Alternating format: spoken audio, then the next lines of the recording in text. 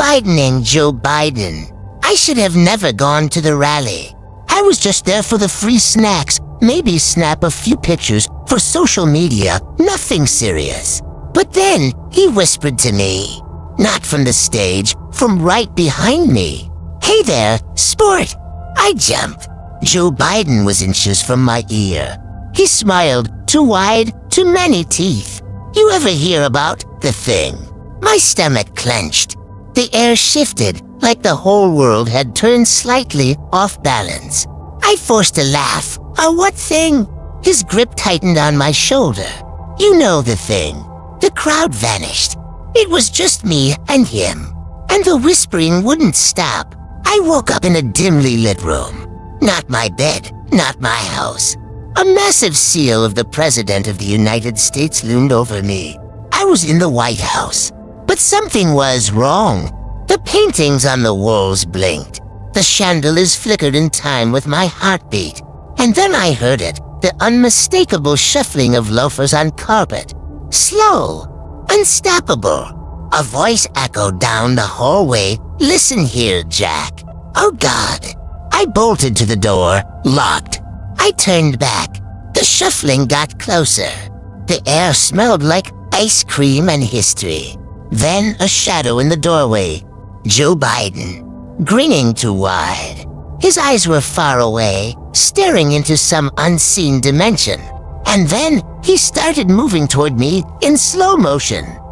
One step at a time. Never blinking, never stopping.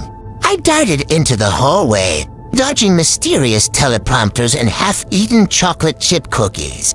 But no matter how fast I ran, he never fell behind. Just kept walking, like time bent around him. I turned a corner and slammed into a wall of Secret Service agents. Please help me. The president is. Their eyes were empty, glazed over. In perfect unison, they whispered, "We love Amtrak."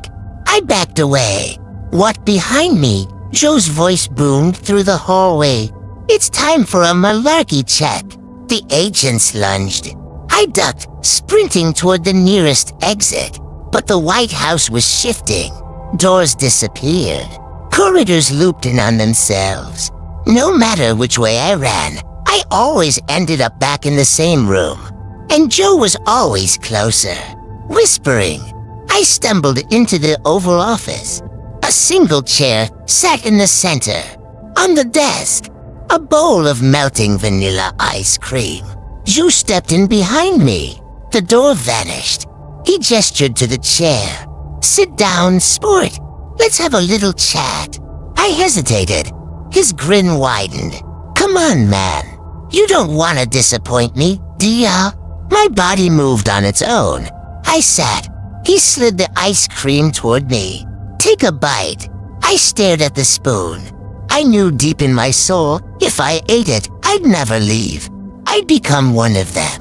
One of the whisperers. Trapped in the loop. I gripped the spoon. My hands shook. Joe leaned in, whispering one last time, "This is the United States of America, folks. If you don't eat the ice cream, you ain't real." I did the only thing I could. I threw the ice cream at him. It splattered across his suit. For the first time, he stopped moving. His eyes flickered like a glitching screen. "Jack," he mumbled. "That's not very patriotic of ya." The walls shook. The floor cracked. And suddenly, I was back in my own bed. At home. Safe. Or so I thought. I sat up, gasping. Was it a dream? I checked my phone. One new voicemail. From an unknown number. My hand shook as I pressed play. A whisper crackled through the speaker. "We're not done yet, Jack." The call ended. I turned to my nightstand. A single bowl of ice cream sat there, melting. And from the hallway, I heard it. The unmistakable shuffling of loafers. Getting closer. Never stopping. Never blinking. Never leaving. Some say the president leads the country, but what if the country was never meant to leave him?